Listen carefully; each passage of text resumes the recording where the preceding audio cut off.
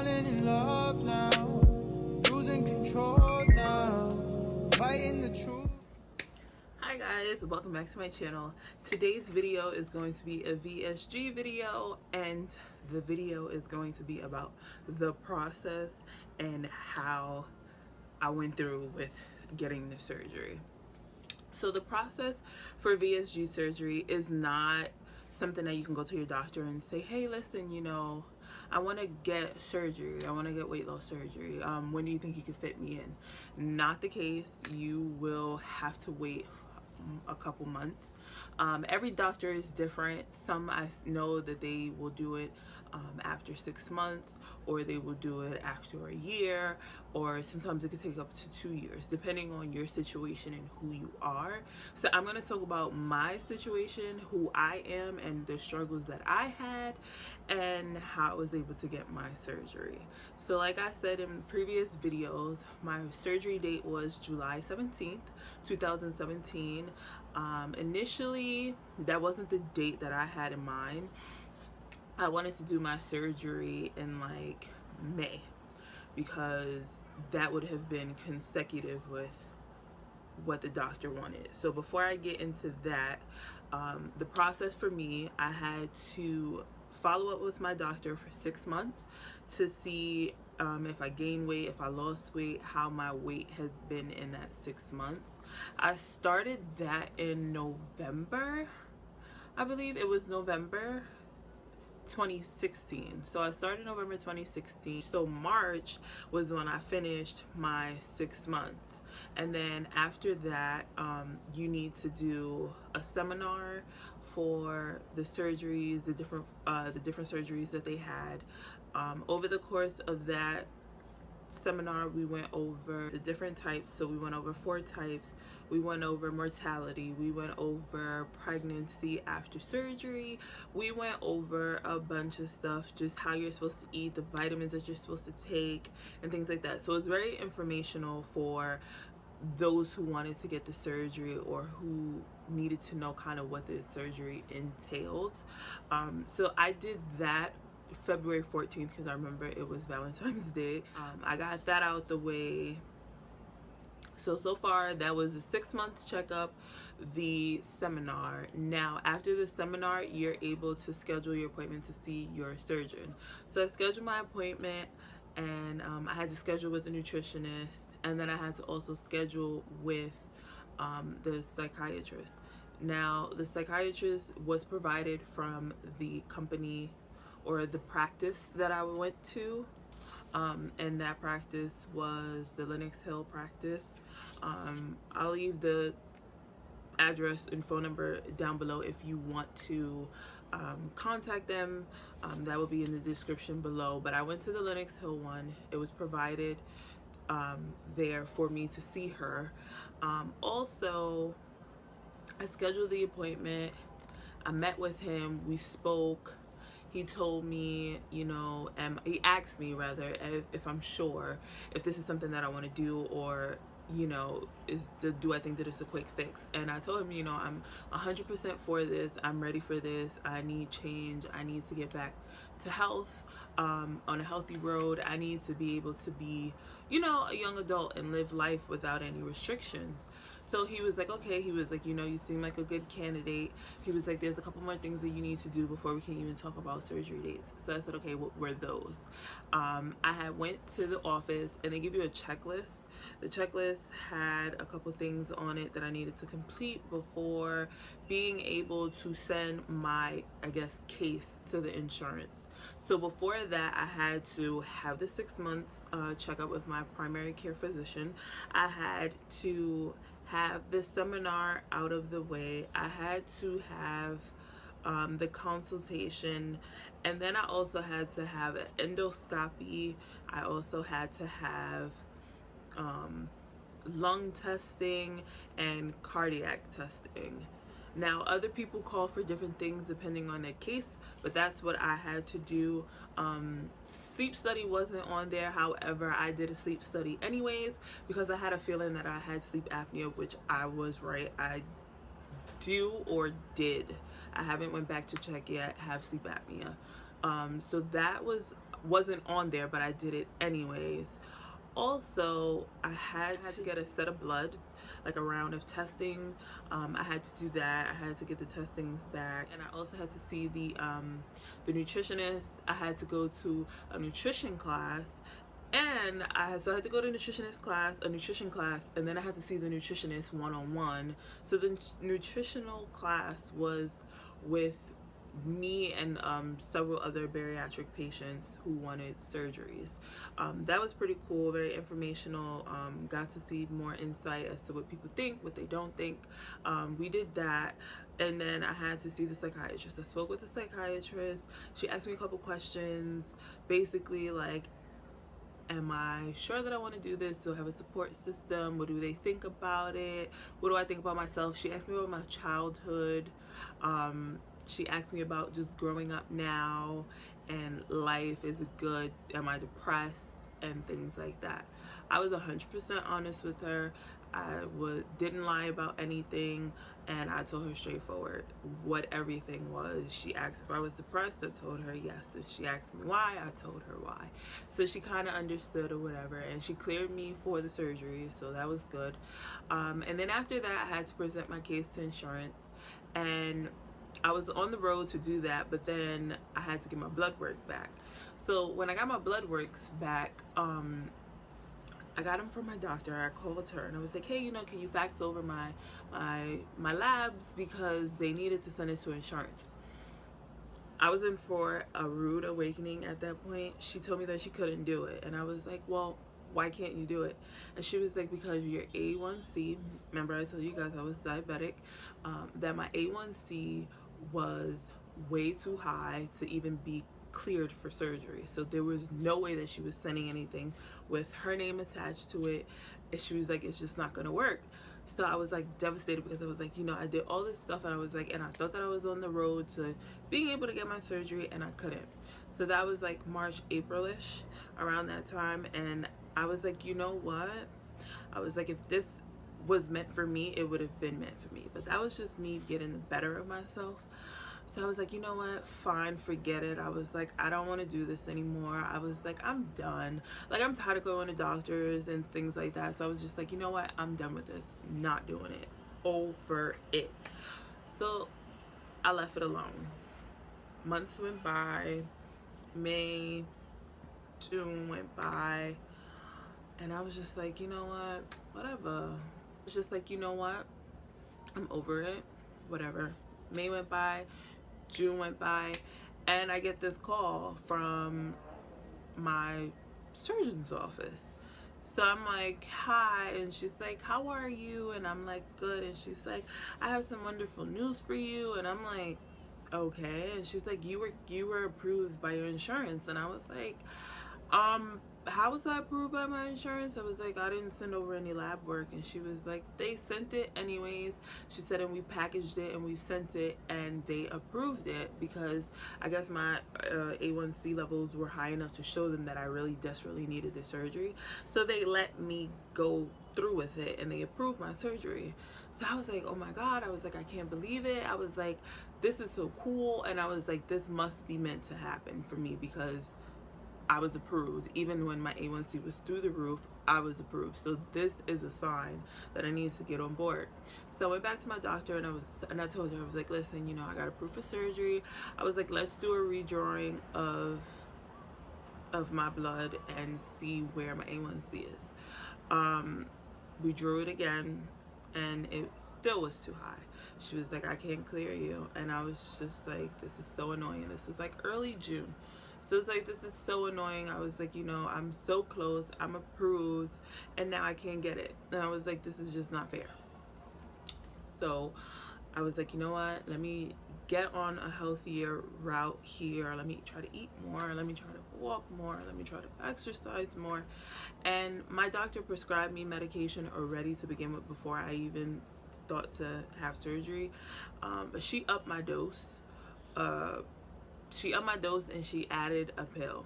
So now I was taking metformin, and I was taking a once-a-week injection, and I was taking a new one, which is Forxiga, which is also for people with diabetes, and it was 5 milligrams of that. And I was like, dang, I was like, you know, I really don't want to be on all this medication. I was like, but if this is going to help me get where I got to get, fine. So I took that medication religiously every single day, every single night. Like, I was on the path, like, okay, I need to do this. I need to do this. And when I went back in July, it turned July, and I had spoken with the clinic, the surgeon's office, and they asked me when I would like my surgery. So I was like, okay, well, what days does he have? And she gave me a couple dates, and I had gotten a new job, and I knew that the start date would be at the end of July. So I wanted to do it kind of like in the beginning of July, middle of July, not too close towards the end of my start date. So I was like, okay, boom. So then we picked July 17th, and I was like, great. So July 17th is when I'll have my surgery. So I went to the doctor, and I was like, listen, you know, I have my surgery date. I was like, let's see what the bloods look like, and then we'll go on, and then this will determine if it's really supposed to be or not. So I went back to the office. We drew the labs again. The labs were better, but she still didn't like where they were. So I was like, you gotta be kidding me. I was like, I can't continue to set myself up and have it smack the door slam in my face. I was like, I'm over this. I was like, damn. I was like, I'm so close. So she was like, you're close. She was like, you just need to bring it down a little bit more. So I was like, okay, well, what can I do? So she took one of the medications, the new one, the Forxiga, and she doubled the dose. So now instead of 5 milligrams, it was 10 milligrams. So I took that religiously, drank a whole bunch of water. I ate good. And I was like, you know what? This has to work. Went back 2 weeks later. In the beginning of July, I believe it was July. In the beginning of July, the first week of July, and the numbers were finally low enough to get surgery. So I was so happy, and I was like, this is about time that I have the time to get the surgery. I was like, I've been waiting for this for freaking ever. I was like, about time. So I went over with the paperwork. She had to give me the medical clearance. She filled everything out, she packaged everything, and she sent it to my surgeon's office.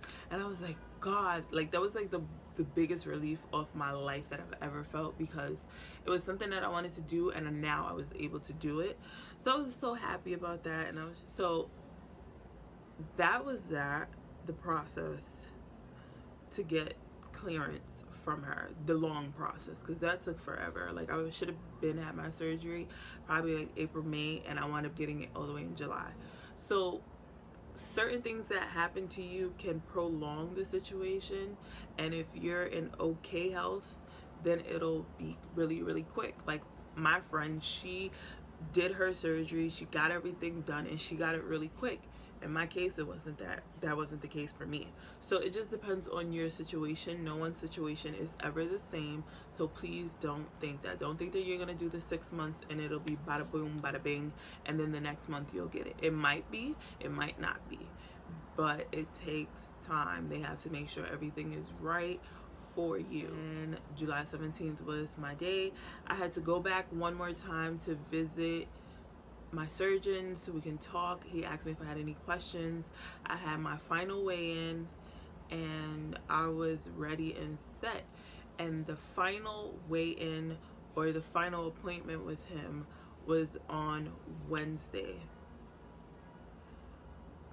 before the 17th. I don't remember the day right now at the top of my head, but it was the Wednesday. And on Wednesday, I was 305 pounds. That was my number. And he was like, you know, all right, great, so we'll see you surgery date. And I was like, okay. Now, I know that they say to you, you can't gain any weight before your surgery date. And if you do gain any weight before your surgery date, they will not do it. So I was like stressing, because I was like, you know, I'm at this weight. I was like, I don't want to overeat. I don't want to try to have last meal syndrome, which is where you eat all the things that you want because you know you're not going to be able to eat them after surgery. And I don't want to gain too much weight. So I was like really, really scared about that. And like that whole weekend before the surgery was hell, because I was eating like how I'm supposed to after the surgery. Now, I forgot to say this. My surgeon didn't have me go on a 2-week liquid diet. He said that it was too much for a person. It would make me weak, and I'm already going to be weak after the surgery, and he didn't want that. So I didn't have to do the 2-week liquid diet, which I was so grateful for, because I only did the liquid diet 1 day prior to surgery, and that was hell for me, because I didn't have that time to kind of get used to it. It kind of was like, damn, like I feel like I'm starving myself all day. Like, it was so bad. But I didn't have to do the 2-week liquid diet. I only had to do the 1 day before surgery, and then nothing after 12 the night before surgery. So I was okay with that. But like I said, that whole weekend was hell, because I was like, I don't want to eat too much. I had 1 salad that whole day, and everything else was like liquids. I tried the protein shake, wasn't. That'll be another story as far as the proteins that I decided to use and things like that. But that, I didn't like it. I ate Jello, I ate popsicles, I had broth, chicken noodle soup broth, the whole day before, well, the day prior to surgery.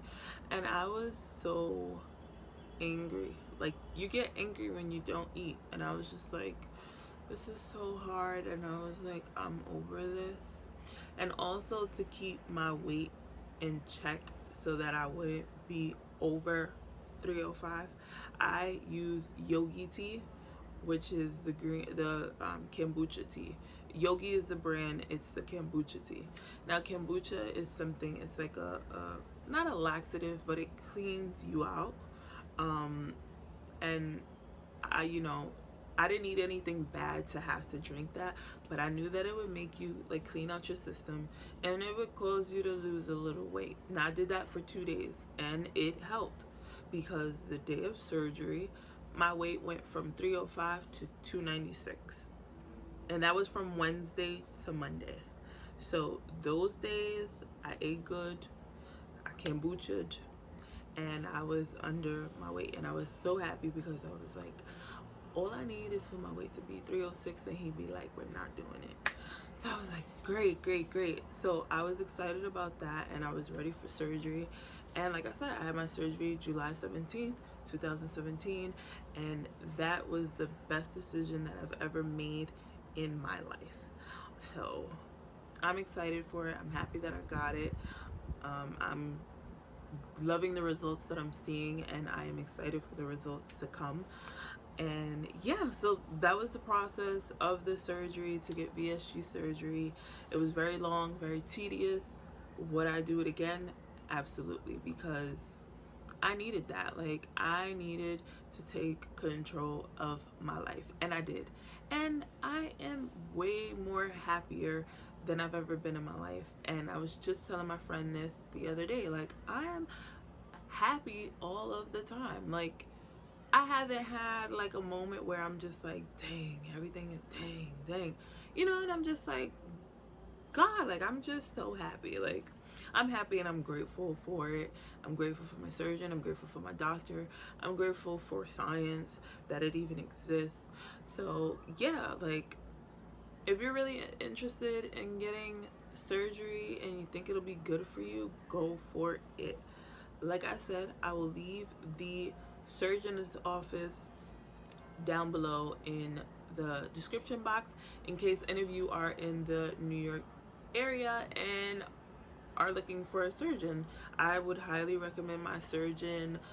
He was amazing, and I know other people who've gotten surgery from the same office. There are 4 surgeons there, and they're amazing. So I would definitely recommend them. I will leave everything in the description, and I will see you guys in another video. Bye. Feelings so deep in my feelings.